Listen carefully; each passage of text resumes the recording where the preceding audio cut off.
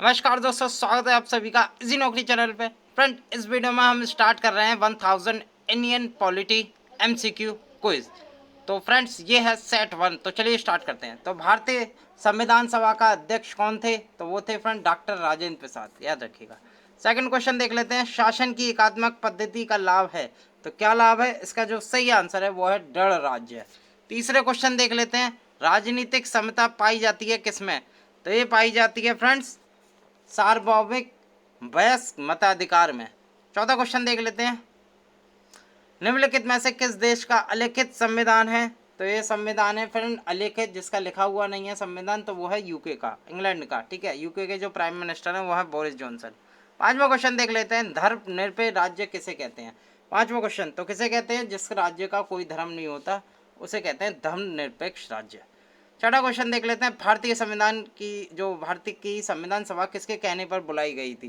तो ये बुलाई गई थी फ्रेंड कैबिनेट मिशन, जो कि 1946 में आया था।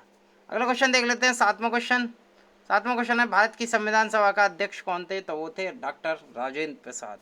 अगला क्वेश्चन देख लेते हैं, आठवां, भारतीय गणतंत्र की यथार्थ संवैधानिक स्थिति 26 जनवरी 1950 को संविधान लागू होने के समय क्या थी? तो 26 जनवरी 1950 की इस क्वेश्चन में बात हो रही है।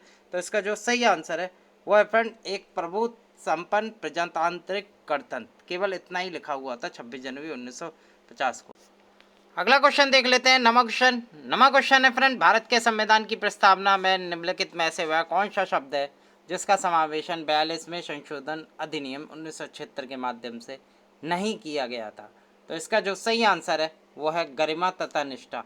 समाजवादी तथा पंथ निरपेक्ष 42 में संशोधन व 1976 के माध्यम से जोड़े गए थे।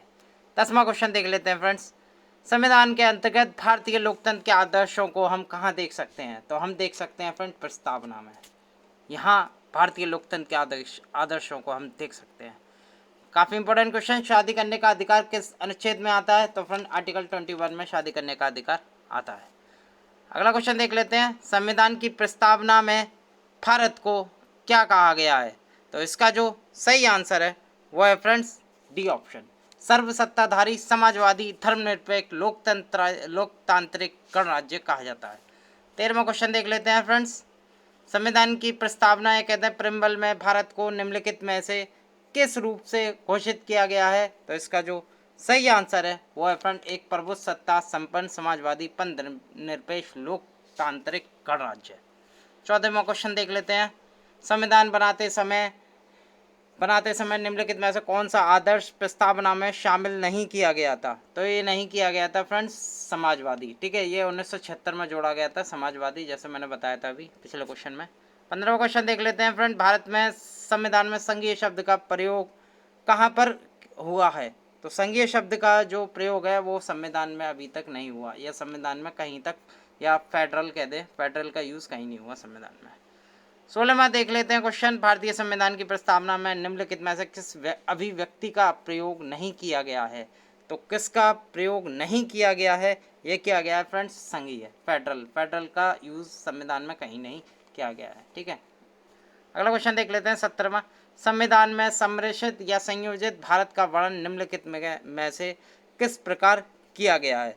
तो ये किया गया है फ्रेंड राज्यों तथा संघ राज्य क्षेत्रों का एक यूनियन बना के। ठीक है, फेडरल नहीं, एक तरह का परिसंघ बना के।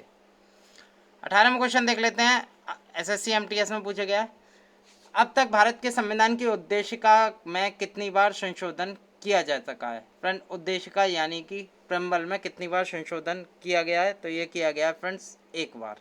एक बार कब किया गया है फ्रेंड? जब 42 में संशोधन द्वारा 1976 में, इसमें फ्रेंड्स सोशलिज्म, समाजवाद और पंथ निरपेक्ष जोड़े गए थे। ठीक है, याद रखिएगा।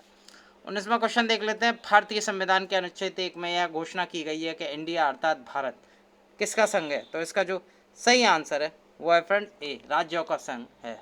ठीक है, यूनियन ऑफ स्टेट्स।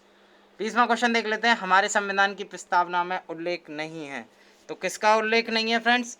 ये उल्लेख नहीं है फ्रेंड वयस्क मताधिकार का। और जैसे ए देखें, बी देखें या न्याय देखें, तो इसका हम उल्लेख मिलता है, लेकिन वयस्क मताधिकार का नहीं मिलता कहीं उल्लेख।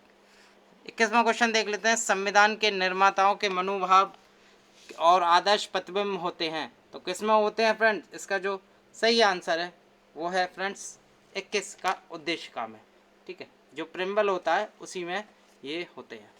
22वां क्वेश्चन देख लेते हैं। भारतीय संघ राज्य क्षेत्र का दैनिक प्रशासन किसके द्वारा संचालित होता है? तो ये होता है फ्रेंड उपराज्यपाल, ठीक है। जैसे दिल्ली है, ठीक है, यूनियन टेरिटरी है, तो वहाँ फ्रेंड लेफ्टिनेंट गवर्नमेंट होगा, सॉरी गवर्नर होगा, उपराज्यपाल होगा, ठीक है, तो उसके द्वारा संचालित होता है। 23वां क्वेश्चन देख लेते हैं। संविधान के अनुच्छेद 1 में भारत को क्या गया है? रिपीटेड क्वेश्चन है फ्रेंड्स, काफ़ी बार एग्जाम में आया है, तो इसे यूनियन ऑफ स्टेट कहा गया है, राज्यों का संघ। 24वां क्वेश्चन देख लेते हैं। निम्नलिखित में से कौन सा राजनीतिक अधिकार नहीं है? तो कौन सा नहीं है फ्रेंड? जीवन का अधिकार राजनीतिक अधिकार नहीं है, बाकी सब राजनीतिक अधिकार है। 25वां क्वेश्चन देख लेते हैं। शक्तियों का विभाजन और सतत न्यायपालिका किसकी दो महत्वपूर्ण विशेषता हैं? तो किसकी दो महत्वपूर्ण विशेषताएं? वो है सरकार का संघीय रूप, इसकी विशेषताएं शक्तियों का विभाजन और सतत न्यायपालिका, ठीक है।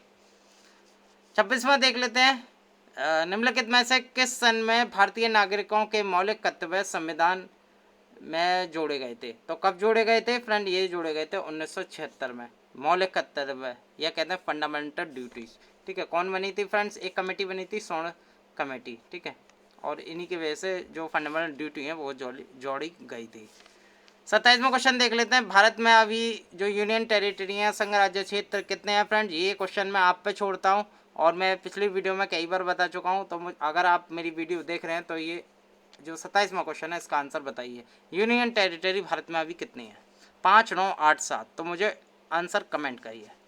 28वां क्वेश्चन देख लेते हैं। भारतीय संविधान कब लागू हुआ था? तो फ्रेंड्स ये लागू हुआ था 26 जनवरी 1950 को। 29वां क्वेश्चन देख लेते हैं। समाजवादी चिंतक निम्नलिखित में से किस क्षेत्र में समानता के अधिकार को बढ़ाने की वकालत करते हैं? तो फ्रेंड वो करते हैं आर्थिक क्षेत्र की, यानी कि आर्थिक क्षेत्र में भी समानता का अधिकार होना चाहिए। 30वां क्वेश्चन देख लेते हैं। संविधान का प्रारूपण पूरा हुआ था, जो प्रारूप बनाया था संविधान का, कब पूरा हो गया था? तो फ्रेंड वो 26 नवंबर 1949 को ही हो गया था, ठीक है। 31वां क्वेश्चन देख लेते हैं। भारतीय संविधान कब अपनाया गया था? तो ये अपनाया गया था, यानी कि अपनाया मतलब एडप्ट कब किया था, ठीक है, कंफ्यूज मत हो जाना।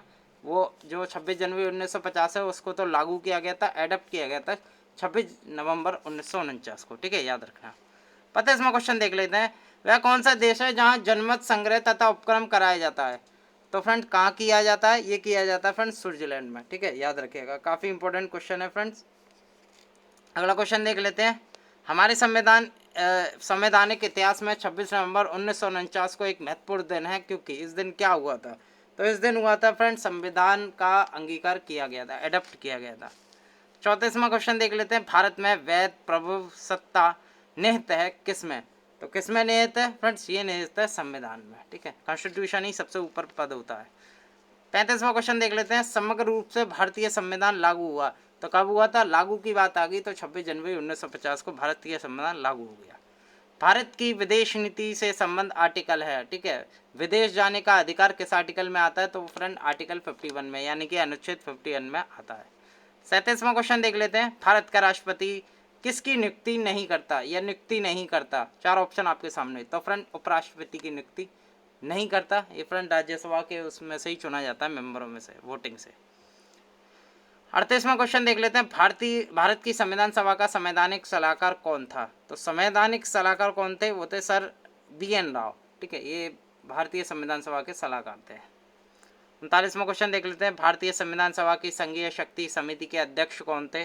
तो संघीय समिति के जो अध्यक्ष थे वो थे जवाहरलाल नेहरू, ठीक है, याद रखिएगा। अगला क्वेश्चन 40वां। शासन की संघीय प्रणाली इस अधिनियम के अंतर्गत स्थापित की गई थी, तो किसके अधीन अधिनियम जो बनाया गया था अंतर्गत स्थापित की गई थी?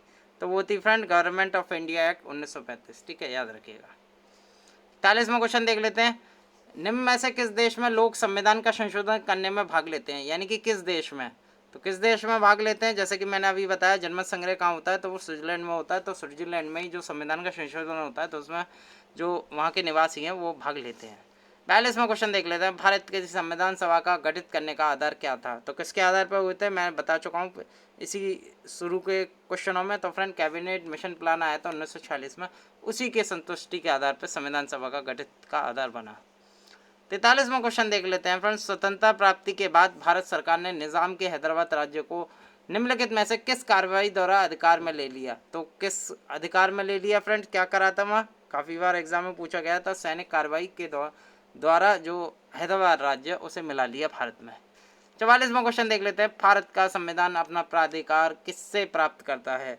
तो किससे प्राप्त करता है फ्रेंड्स? ये प्राप्त करता है भारत की जनता से, याद रखिएगा। 45वां क्वेश्चन देख लेते हैं। निम्नलिखित में से देश का सबसे बड़ा कानून कौन सा है? तो सबसे बड़ा कानून कौन सा है? तो वो है हमारी भारतीय संविधान। ये है देश का सबसे बड़ा कानून। 40वां क्वेश्चन देख लेते हैं फ्रेंड्स। 40वां क्वेश्चन है, संघीय प्रकार के शासन का एक गंभीर दोष है। तो कौन सा गंभीर दोष है? वो है पृथकता का खतरा। ठीक है, पृथक ना हो जाए कोई, जैसे राज्य है कोई दूसरे देश में न चला जाए, तो ये गंभीर दोष है। 47वां क्वेश्चन देख लेते हैं। मंत्रिमंडल पद्धति तथा सामूहिक जिम्मेदारी निम्नलिखित में से किस देश की देन है भारत को? ठीक है, किस देश की देन है? तो ब्रिटेन की है। ठीक है, याद रखिएगा मंत्रिमंडल पद्धति, क्योंकि ब्रिटेन में फ्रेंड्स एक तरह की कैबिनेट पद्धति होती है, वही भारत में अपनाई जाती है। 48वां क्वेश्चन देख लेते हैं। सरकार की निम्न प्रणालियों में से किसे द्विसदन पद्धति एक अनिवार्य लक्षण है? द्विसदन यानी कि 2 सदन होते हैं, तो इसका जो फ्रेंड एक तरह की संघीय प्रणाली में 2 सदन पद्धति अपनाई जाती है। ठीक है, याद रखिएगा। अगला क्वेश्चन देख लेते हैं फ्रेंड्स। 49वां, निम्नलिखित में से वह कौन सा देश है जिसका राजा अध्यक्ष होता है और वंशानुगत उत्तराधिकारी के विधि के अनुसार पद ग्रहण करता है? यानी कि किसी का, जैसे किसी के पिताजी हैं, उसके बेटे बन गए, फिर उसके बेटे बन गए, ऐसे वंशानुगत उत्तराधिकारी विधि के अनुसार ग्रहण करता रहता है। तो वह कौन से देश में होता है? तो फ्रेंड जापान में भी ये होता है। जैसे नारुहितो है अभी एम्परर जापान के, ठीक है, और शिंजो एबे यहाँ के प्रधानमंत्री जापान के। तो यहाँ फ्रेंड्स एक तरह की विधि के अनुसार ये पद ग्रहण करता रहता है। 50वां क्वेश्चन देखते हैं, last question of the video. Bharat में राजनीतिक शक्ति का स्रोत क्या है? तो फ्रेंड ये है हम लोग अर्थात जनता। ठीक है, ये प्रेम्बल में चालू होता है फ्रेंड। ठीक है, तो यही राजनीतिक शक्ति का स्रोत है। तो दोस्तों इस सेट 1 में मैंने आपको पूरे कराए पूरे 50 क्वेश्चन, जो कि काफ़ी इम्पोर्टेंट से एग्ज़ाम के लिए। मुझे उम्मीद है आपको ये वीडियो पसंद आई होगी। अगला सेट लेके हम जल्द ही हाजिर होंगे। तब तक के लिए धन्यवाद।